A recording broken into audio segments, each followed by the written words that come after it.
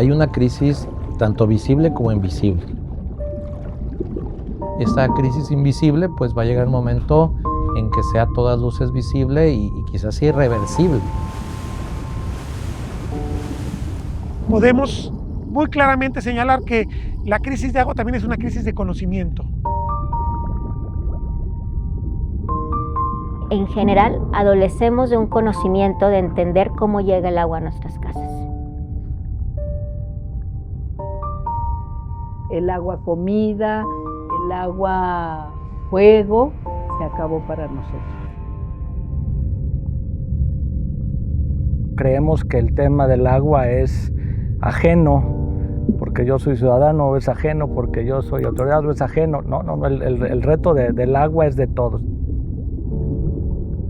Tener conciencia hídrica es tener conciencia de que somos viajeros en el tiempo, que este mundo lo tenemos que heredar y que nuestra tarea es dejarlo mejor de cómo lo recibimos.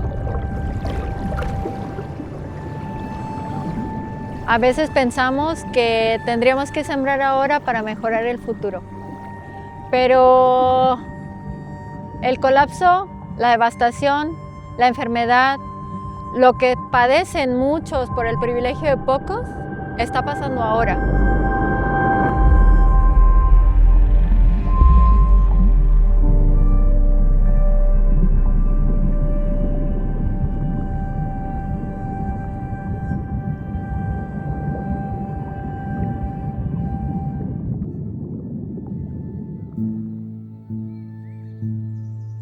El agua es un tema nodal, que incluso entender la geopolítica es entender el agua.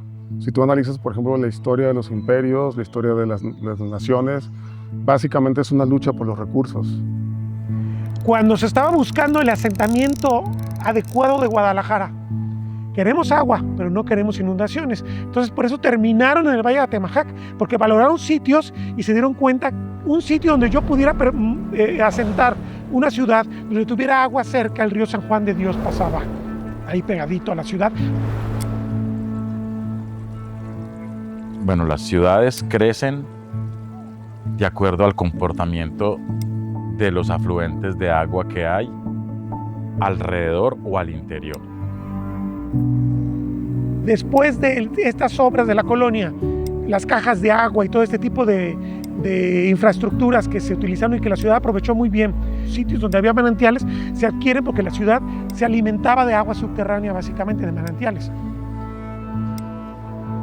La estructura, la retícula romana, estaba hecha basada en el río. Lo que pasa es que la ciudad crece, alcanza el río, alcanza el cementerio, alcanza el basurero. Entonces ya cuando la ciudad está por encima del basurero y el cementerio queda dentro de la ciudad y el río ya dividiendo la ciudad, ahí empiezan los problemas grandes.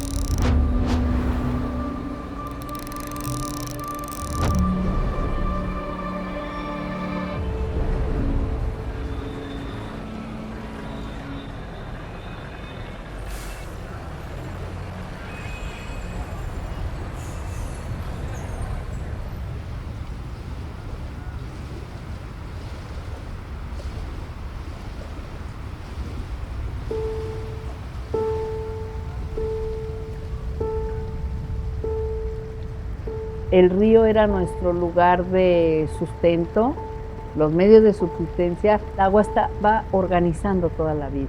Hoy la sigue organizando, pero con sus afectaciones muy severas.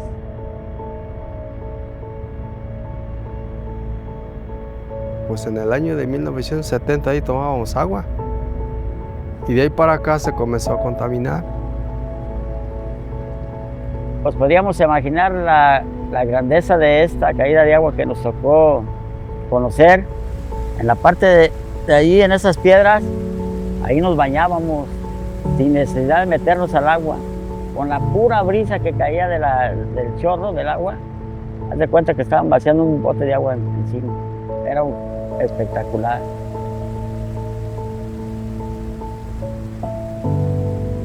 Hay venas de un color azul, hay venas de color blanco que se ven solamente ahí arriba. Y ahorita, cuando está haciendo olaje, algo así como que si le pusieran jabón, hace mucha espuma, y toda esa espuma va saliendo para afuera. Es cuando uno ya dice, pues esa es la contaminación del agua.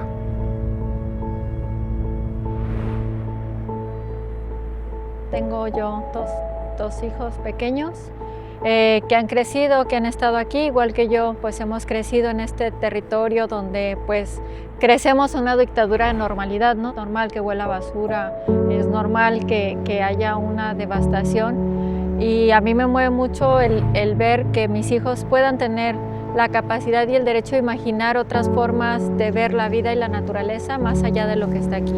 La primera vez que mis hijos fueron a un río limpio, me preguntaban, ¿por qué la gente se mete? ¿Por qué no huele a río? Y eso te impacta mucho, te duele mucho.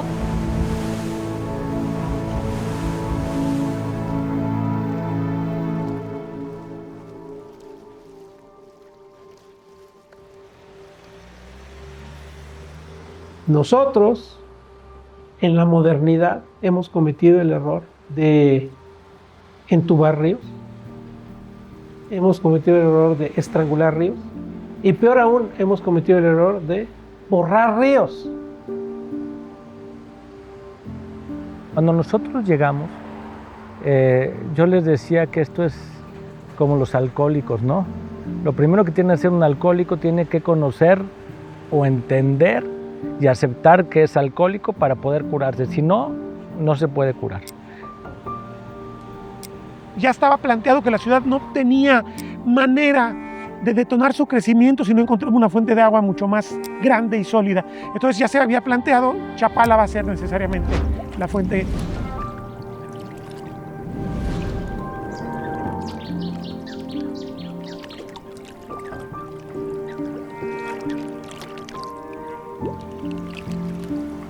¿Qué encontramos? Porque tenemos una infraestructura sumamente deteriorada y obsoleta. Tenemos redes con más de 80 años, bombas que son centenarias, plantas de tratamiento, plantas potabilizadoras. La planta potabilizadora número 1 de Miravalle, que el año que entra cumple 70 años de haber sido construida y que fue hecha para una calidad de agua muy distinta para la que tenemos hoy en día. Entonces, la ciudad sí se hizo dependiente de Chapala al grado de que en este momento prácticamente 60 a 65% del agua que recibimos viene de Chapala.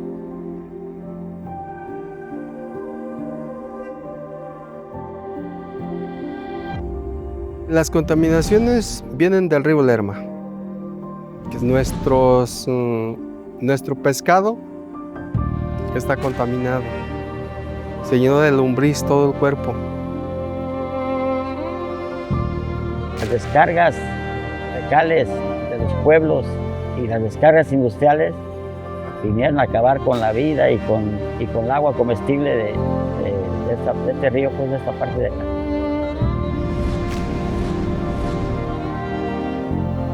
No estamos nosotros, yo no conozco un solo organismo, un solo departamento de agua potable, y ya no digamos en el área metropolitana menos, que se invierte en la protección de la fuente, en el cuidado de la cuenca, en la restauración ambiental que me permite a mí seguir teniendo la producción de agua que hoy día tenemos. Como el acueducto de Chapala, el nuevo, que no es nuevo, que tiene 35 años, cada vez tiene menos capacidad porque requiere un mantenimiento urgente, masivo, pues el agua que falta la traen del viejo acueducto que viene a cielo abierto, que se mezcla con aguas negras, porque las comunidades que están pegadas al acueducto arrojan aguas negras, pues es agua de pésima calidad. Y la quieren tratar como tratan el agua que viene directamente por el tubo, obviamente que no la terminan de tratar bien. Entonces es una agua peligrosa. En estas aguas fecales se producen toneladas y toneladas de tilapias. ¿Y a dónde crees que la llevan? Al mercado del mar. Entonces tú has comido tu cevichito con limoncito, salecita. Entonces es necesario tomar conciencia. Nosotros a eso le decimos, no sé si sea la palabra correcta, pero decimos la némesis, la venganza justa.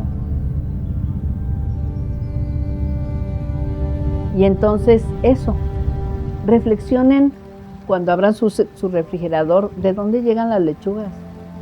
¿No? ¿De dónde te llega el queso? Bien rico, con tu mamá hace la comida cuando va al Abastos. ¿De qué vacas? ¿De las que toman agua del río Santiago, de los humedales o de otros arroyos? Es decir, necesitamos replantearnos el modelo de vida y dejar de pensar que los pueblos de alrededor deben estar subsumidos para atender las graves necesidades de la metrópoli. No se vale. En El Salto, un niño murió a causa de que se metió al agua. Entonces aquí alertamos a los familiares que no se metan al agua porque puede pasar. Pero estamos tan desesperados y tan tristes por morir de manera así como pajaritos aquí toda la gente, que decidimos acudir a la investigación. Los resultados de investigación están muy graves. Estos resultados de la sangre y de la orina de nosotros, de nuestros hijos y de nuestros nietos. Me llena de rabia, dan ganas de incendiarlo todo, el ver que tus hijos tengan plomo, cromo, bencenos, hidrocarburos, cadmio, mercurio, y ver cómo, pues, siendo tan pequeñitos, tengan tan altas concentraciones ya de estos contaminantes. Entonces, a raíz de eso, nosotros decimos que nuestros defensores, llámese Estado, han sido vencidos por el poder del dinero. Entonces, la situación es muy difícil de que las cosas cambien. Y por desgracia, los niños y los jóvenes serán los que reciban la cachetada más fuerte. O sea, el conflicto ya está servido.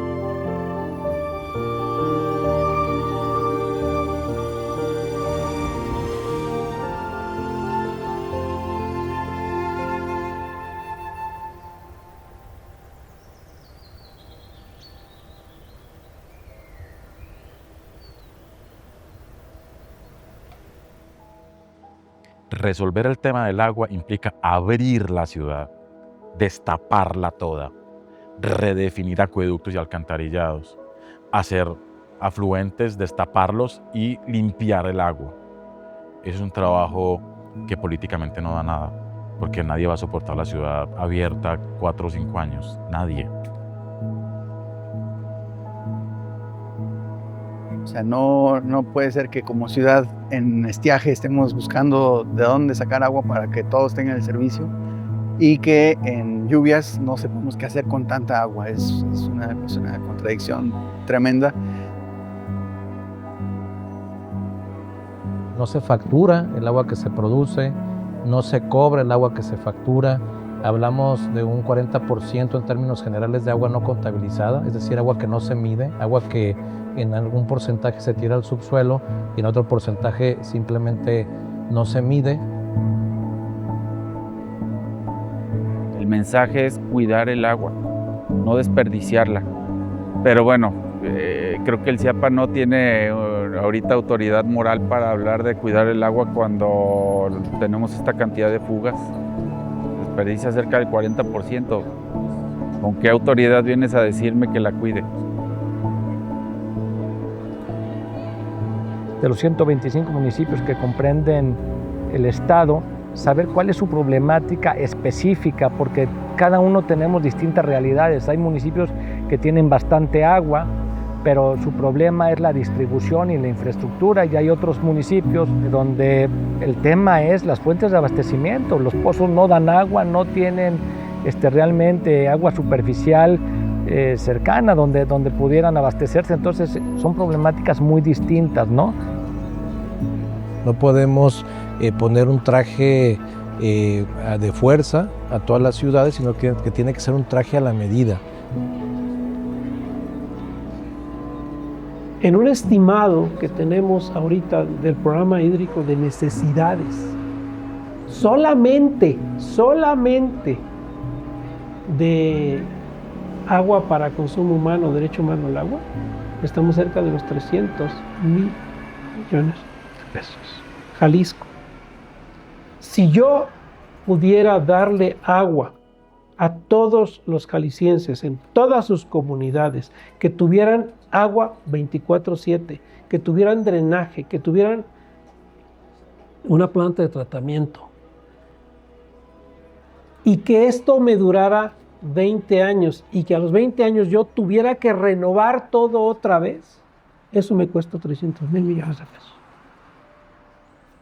¿De dónde sacamos 300,000 millones? Si no hay participación de la iniciativa privada.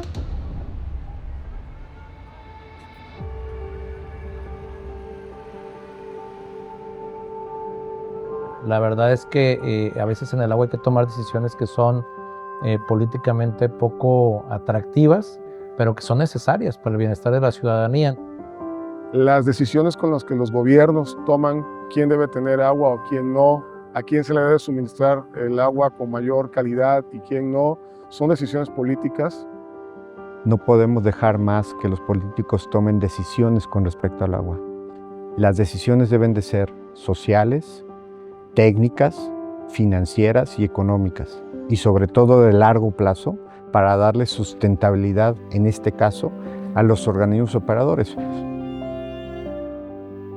Los organismos operadores pues manejan un recurso con alta fuerza política. Como todo el mundo está consciente de que el agua es vida y sin el agua pues tenemos muchos problemas, entonces todos los políticos se apuntan a decir yo se lo resuelvo. Y más de alguno dice y además se lo resuelvo gratis. O si están pagando mucho yo hago que paguen menos.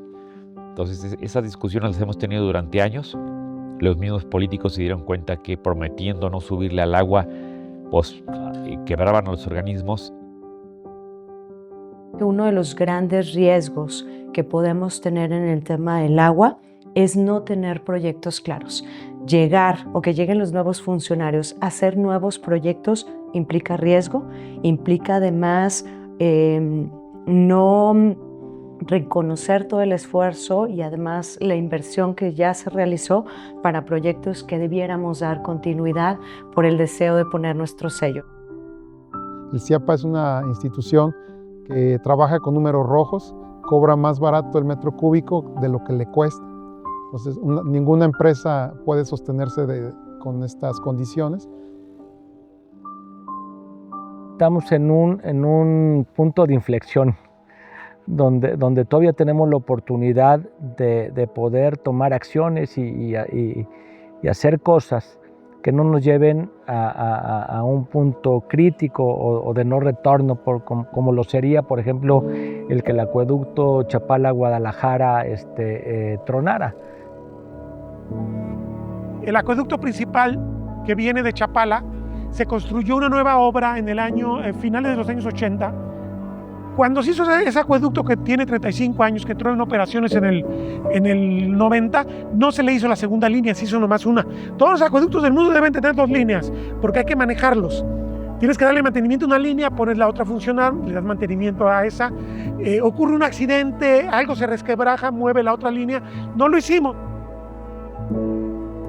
Si el acueducto Chapala-Guadalajara truena, pues no hay forma de sustituir. Tendríamos que irnos muchos de la zona metropolitana a otro lugar, porque no hay forma de sustituir esa fuente de abastecimiento con ninguna otra ni medios alternativos, ¿no? Siempre se está a tiempo porque cada mes o cada año que pasa es peor. Sí, claro, mientras más pasa el tiempo nos va a salir más caro. Necesitamos entender que si no le metemos ciencia, infraestructura, medición, saber en tiempo real y sobre todo ciudadanía, la gente no puede seguir ignorando lo que pasa con el agua. Si los empresarios no se meten a la política se mete con los empresarios, ¿no? Independientemente del color y del partido. Y yo creo que es eso. Entonces, si están estas oportunidades de articulación, de iniciativa privada, de gobierno, incluso academia, pues hay que aprovecharlas, hay que sumarnos. Lo primero que tenemos que hacer es generar y ordenar datos rigurosos sobre lo que pasa en esa realidad. ¿Dónde están las zonas más vulnerables? ¿Qué decisiones urbanas aumentan el riesgo? ¿Qué prácticas están funcionando bien? Porque Sin un buen diagnóstico, cualquier política pública es un acto de fe. La palabra clave para poder solucionar el tema del agua se llama colaboración. Si no colaboramos entre todo el ecosistema a mediano y a largo plazo, no lo vamos a hacer. Pensemos a futuro para poder resolver los problemas de hoy. La sociedad tiene que tomar como suya la problemática. Y a través de la gobernanza es como podemos hacerlo nuestro. La gobernanza del agua no es una idea que se nos haya ocurrido a los mexicanos, se le ocurrió a la ONU, porque solamente encargársela a los gobiernos era muy ineficiente. Y entonces dice, lo mejor que le puede pasar al agua es que sea financiada, gobernada, revisada por conjuntos de ciudadanos, gobierno, empresas, que vayan dando lo mejor de sí, pero además se balanceen unos a otros, se vigilen unos a otros. Estamos muy atrasados, considero yo, en lo que es la elaboración de un diagnóstico real de cuánta agua tenemos, los balances, que estamos trabajando con balances de hace muchos años. Que no se nos olvide que somos eslabones para dar continuidad al trabajo de la persona que nos antecedió y también para entregar el siguiente paso a los que seguramente nos van a suceder. Nosotros hemos desarrollado un término que se llama ciudades hidroadaptativas y en esencia es darle al agua el lugar que le corresponde. Una ciudad hidroadaptativa es aquella en la cual se cuida el ciclo hidrológico, se restaura el ciclo hidrológico, aquello que se ha descompuesto por las obras del hombre, se utilizan soluciones basadas en la naturaleza, sistemas urbanos de drenaje sostenible que permitan que, por ejemplo, que cuando llueve no tengamos problemas de inundación, sino por el contrario, que cuando llueve nos dé alegría y lejos de ser un problema, genera espacios de recreación para la comunidad. Me parece que no podemos aprovechar adecuadamente el agua o podemos impulsar proyectos que cuiden o que fomenten un mejor uso, un mejor aprovechamiento del agua cuando tenemos infraestructura tan vieja. Necesita pasar por un proceso de renovación que no ha llegado, que se ha tardado mucho en arrancar. La idea es realmente traducir esos datos y recomendaciones para que se conviertan en proyectos piloto, en criterios que permitan diseñar colonias, infraestructura, incluso políticas públicas más resilientes. ¿Cuántas ciudades del mundo tienen agua que tú abres el grifo y te la tomas? Eso es un sueño. No lo vamos a ver pronto mientras no entendamos que el agua tiene que ser el eje de todas las políticas públicas.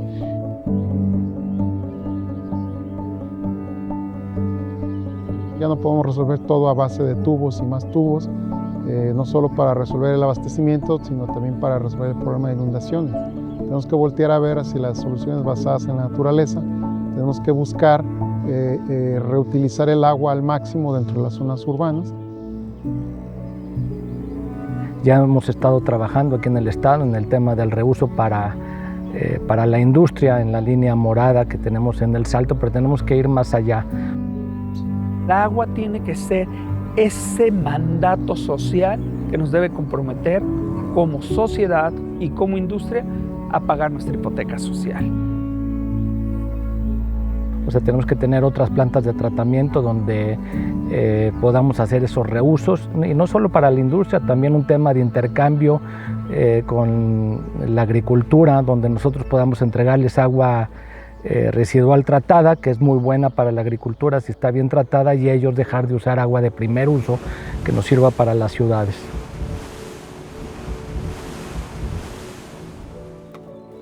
El agua es el eje fundamental de la transformación de los polígonos urbanos. Si el agua no es el centro de un proyecto urbano, colapsa la ciudad. Hay que valorizar, realmente poner al agua en su lugar, darle la prioridad al agua y no a las obras de infraestructura a la pavimentación de las ciudades, a la impermeabilización de las ciudades. Esto es lo que sí podemos hacer, es revertir, porque ya el daño está hecho.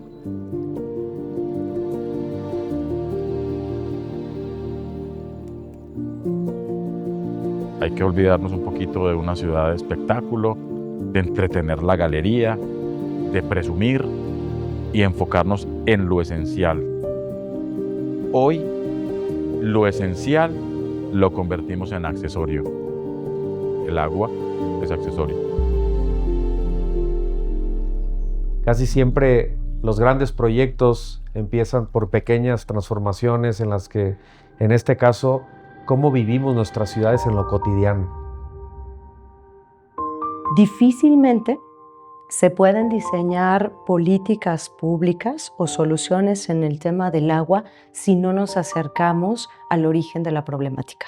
Y la problemática siempre está en la gente, siempre está en las comunidades.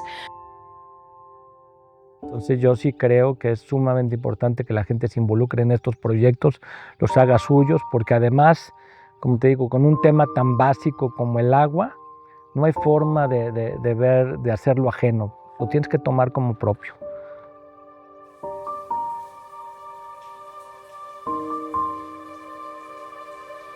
¿Cómo se piensa futuro? Si en este presente ya hay una precariedad, ya hay una deuda,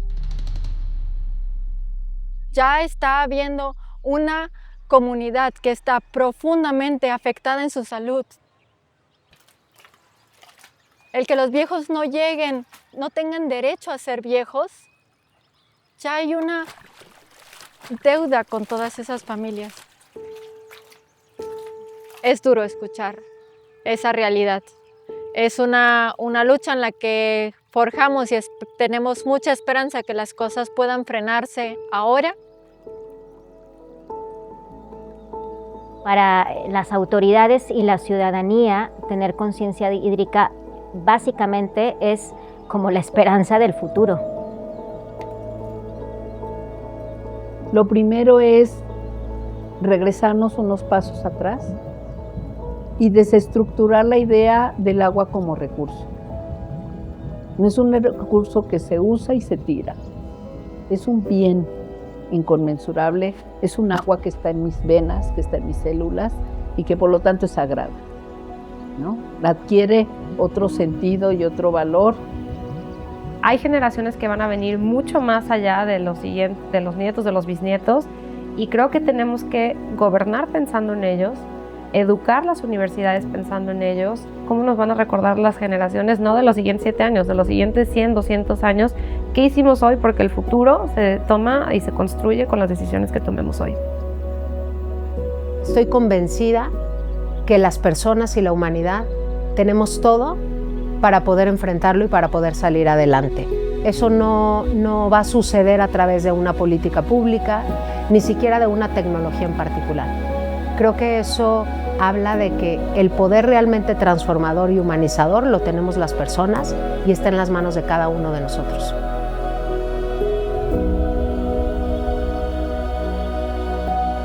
Nosotros estamos metidos en esto, tratando de fabricar una respuesta. O sea, cuando los niños o nuestros nietos o los jóvenes nos pregunten qué hicieron por defender la vida, la tengamos.